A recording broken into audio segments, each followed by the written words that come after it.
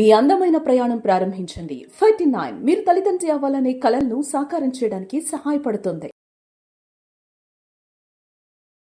నమస్తే రమగారు. నమస్తే జయ. రమగారు, మంచి చందమామ కథ ఒకటి చెప్పండి. చిన్న కథ చెప్దామా? పూర్వం ఒక రాజుగారు ఒక ఆయన ఉండేవాడు. ఆయన కూడా ఇప్పుడు దిగులుగా ఉండేవాడు. చాలా దీనంగా మొహం పెట్టుకునేవాడు. జనాలకు అర్థమైంది, ఎందుకు ఇంత దిగులుగా ఉంటాడు ఈయన, అంత దిగులు పడ్డానికి కారణం ఏమిటో తెలియదు. అది రాజు తాతండ్రుల నుంచి వచ్చిన రాజ్యం. ఏదో పిల్లలు వాళ్ళు వీళ్ళు ఉన్నారు, రాజ్యం సుభిక్షంగా ఉంది, అన్నీ బాగానే ఉన్నాయి. ఆయన ఇట్లా ఉండేవాడు, సూరమంటూ ఏమిటో ఏమిటో ఏమిటో అనుకునేవాళ్ళు. ఆయన దిగులుగా ఉండటానికి ఒక రహస్యం ఉంది.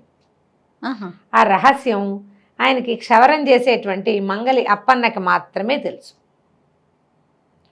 జుట్టు కత్తిరించేటప్పుడు ప్రతి నెల అప్పన్న అది చూస్తాడు. ఏమిటంటే రాజుగారికి చెవులు గాడిద చెవులు ఇట్లా ఉంటాయి ఆయనకి. అయితే ఆయన ఏం చేసేవాడు, మామూలుగా అయితే గడ్డం చేయడానికి వీడు రోజు విడిచి రోజు వచ్చేవాడు. తలపని చేయడానికి నెలకోసారో 2 నెలలకోసారో. అప్పుడు ఈ కిరీటము, ఈ జుట్టు కవర్ చేసిన జుట్టు అంతా వెనక్కి తీయాలి కదా, అది కవర్ చేసేలాగా హెయిర్ కట్ చేసి పెట్టేవాడు. ఈయన ఎక్కువగా కిరీటం పెట్టుకునేవాడు. పగటిపూట ఎవరికి తెలిసేది కాదు. ఆ రాత్రిపూట ఏమిటంటే వాళ్ళ అప్పుడు దీపాలు అవి తక్కువ కదా, అంత రాత్రిళ్ళు ఎవరికైనా తెలుసుకునే అవకాశం ఉండేది కాదు. ఆయన తలపాగాతోటి వాటితోటి కవర్ చేసుకునేవాడు. ఎవరికైనా తెలిసిపోతుందేమో అని దిగులు. ఓహో. అయితే ఇలా కొద్ది రోజులు చాలా కాలం గడిచాక ఆయనకి ఏమనిపించిందంటే, ఎవరికి తెలుస్తుంది, ఊరికే నేను ఎందుకు దిగులు పడుతున్నాను, అక్కడి నుంచి వీళ్ళు ఈ పురోహితులు తర్వాత మంత్రులు మీ దిగులుకి కారణం ఏమిటి, మీరు ఇలా మనసు బట్టి ఇదవటానికి ఏమిటి, ఎప్పుడు దిగులుగా ఎందుకుంటారు, మీ దిగులు ఏదో మాకు చెప్పండి అని అడుగుతూ ఉంటే, చెప్పండి చెప్పండి అంటే వీడెవరికైనా చెప్తాడేమో అని ఒకరోజు ఏం చేశారు, వాడు జుట్టు కత్తిరించడానికి వచ్చినప్పుడు, అరే మా అప్పన్న, నా చెవులు గాడి చెవులు అని ఎవరికీ తెలీదు, ఎవరికైనా తెలిసింది అంటే అది నీకు, నువ్వు నీ వల్ల నీకే తెలుసు, నువ్వు నీ వల్లే బయటికి తెలియాలి, కాబట్టి ఎవరికైనా చెప్పేవో జాగ్రత్త, చంపేస్తాను అన్నాడు. అప్పటిదాకా అప్పన్న క్యాజువల్గా తీసుకున్నాడు. వాడికి తెలుసు చిన్నప్పటి నుంచి రాజుగారికి కాడ చెప్పద్దు అనగానే కడుపులో ఉబ్బరం వచ్చేస్తుంది, ఎవరికైనా అంతే. అవునది ఎవరికి చెప్పకూడదంటే ఎవరికి తెలియని ఒక రహస్యం నాకు తెలిసి అనిపిస్తుంది, పిల్లలకు కూడా ఇప్పుడు చెప్పేద్దామా అని ఉంటుంది. అక్కడి నుంచి అన్నం వరటం మానేసింది వీడికి, కడుపు ఉబ్బరం. అక్కడి నుంచి వాళ్ళ ఆవిడే రోజు తినేదే తిన్నావు, ఎందుకు ఏమిటి నువ్వు ఎందుకున్నావు ఇట్లా, ఆ మొహం అట్లా పెట్టుకుంటావేమిటి ఆవదాగినట్టు, ఎందుకు అట్లా ఉన్నావని ఓహో నిలదీసింది అడిగింది. అసలు ఏమైనా ఉందా విషయం, ఏదైనా దాస్తున్నావా మనసులో పెట్టుకుని, నాకు చెప్పు, నేను ఎవరికి చెప్పను. సరే ఇక అన్నం అరగటల్లా వీడు రాజుగారు బాగానే ఉన్నారు ధైర్యంగా, ఎందుకంటే అప్పిగాడిని బెదిరించా, వాడు ఎవరికి చెప్పడు అని ఈయన కొంచెం యాక్టివ్గా కనపడటం మొదలెట్టాడు. జనమంతా అబ్బా పర్వాలే రాజుగారు బాగున్నారు అనుకున్నారు. రాజుగారి నీరసం అంతా అప్పిగాడికి వచ్చింది. వీడేం చేశాడు, ఒక వారం చూశాక డాక్టర్ దగ్గరికి పోయారు.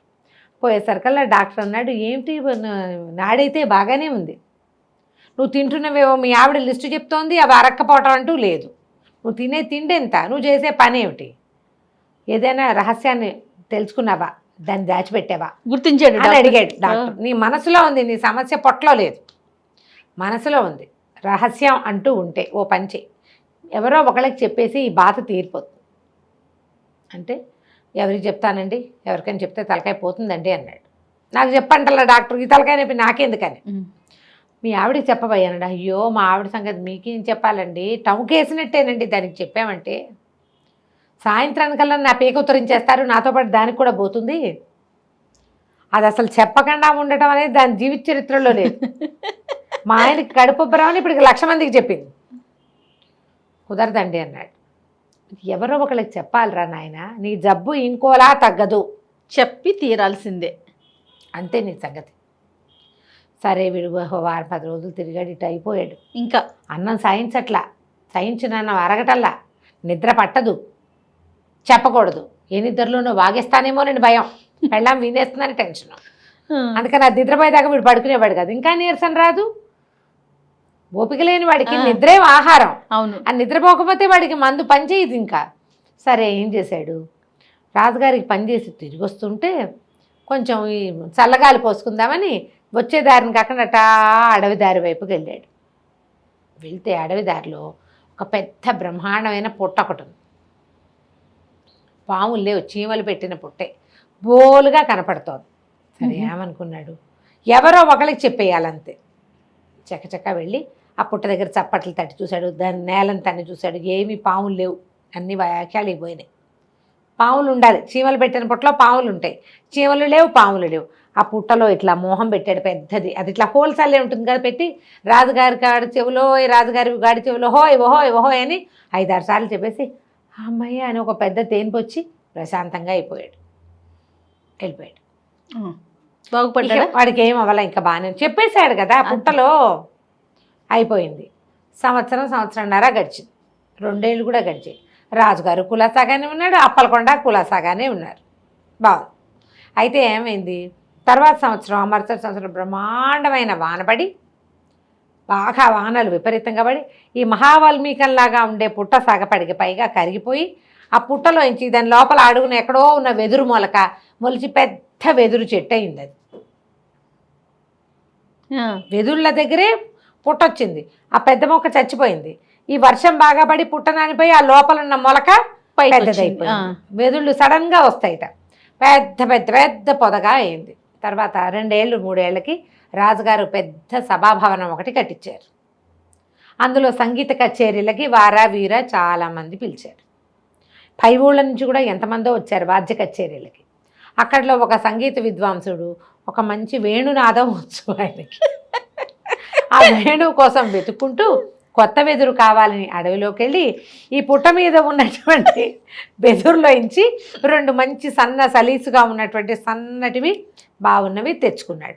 కాకపోతే తొలిగా రాజుగారి దగ్గరే వాయించాలనుకున్నాడు. ఆ వెదురు ఇంత పొడుగు వస్తుందా, దానికి హోల్స్ కొట్టాడు. మూసి చూస్తే గాలి ఇటు నుంచి అటు వెళ్తోంది, బాగుంది. అదే కదా మనకు కావాలి. సరే వెళ్ళాడు. వెళ్ళిన తర్వాత అందరూ తలా ఒక కచేరీ చేస్తారు. ఈయన కూడా మృదంగ విద్వాంని, వైలిన్ విద్వాంసుని, వెనకాల తంబురా వాళ్ళని, టింగ్ టింగ్ మన తాళం కొట్టే వాళ్ళందరినీ కూర్చోబెట్టుకుని పువ్వు అని ఊద్దాం అనుకున్నాడు. ఊదేసరికి రాజుగారి చెవులు గాడి చెవులు అని వచ్చింది అందులో నుంచి.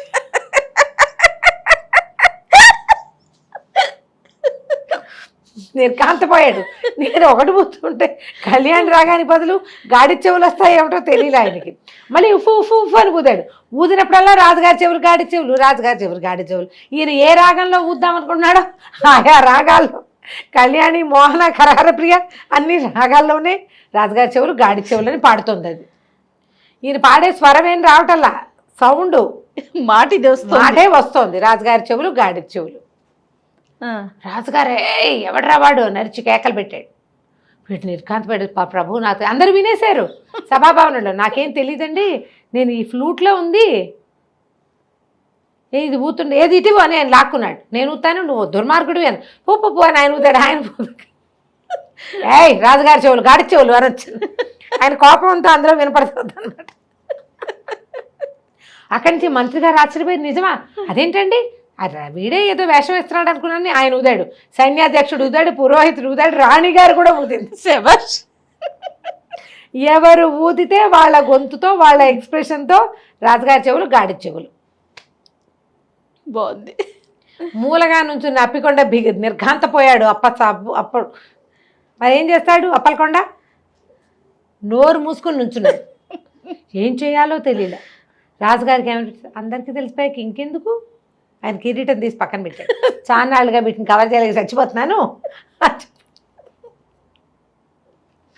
అప్పటికి 100 సార్లు రాజుగారి చెవులు గాడి చెవులు అని విన్నాక నిజంగా గాడి చెవులు చూస్తే ఓ గాడి చెవులా అంటారు. గాడి చెవులు అని ఆశ్చర్యపోరు కదా. 100 సార్లు విన్నాక క్యాజువల్గా ఉంటాయి అవన్నీ. అందరూ మామూలుగా చూశారు. వినకపోతే ఒకసారి వింటే కొంచెం ఆశ్చర్యం, వినకపోతే బాగా ఆశ్చర్యం. విన్నాక కొంచెం బాగా వినేసాక ఏముండదు. అంతే. ఫస్ట్ టైం విన్నప్పుడే షాకింగ్. అంతే ఏ విషయమైనా అంతేగా. ఇంకా దీన్ని కవర్ చేయడం ఎందుకు? అప్పన్న రేపొద్దు నుంచి చెవుల మీద జుట్టు కత్తిరించారు, ఆ విసుగొస్తుంది, జుట్టు భరించలేక అన్నాడు. మర్నాడు అప్పలకొండ కొనుక్కుంటూ వచ్చాడు. రాజుగారు కులాసాగా ఉన్నారు. హాయిగా డిప్పకడం చేయించుకుని చక్కగా ప్రశాంతంగా గాడి చెవులను అందరికీ చూపిస్తూ తిరగడం మొదలుపెట్టారు. అసలు అప్పన్న తనపోతే ఇష్యూడే లేదు. భయపెట్టకపోతే వాడు ఊరుకునేవాడు. అతను క్యాజువల్ గా తీసుకున్నాడు. రాజుగారు అందరి చెవులు ఇలాగే ఉంటాయి. రాజుగారు అంటే ఆ మాత్రం చెవులు ఉండాలనుకునేవాడు పాపం. బెదిరిచ్చేసరికి వచ్చిందనమాట కథ కంచికే మనం ఇంటికి. చాలా బాగుంది రమ్మగారు. నమస్తే.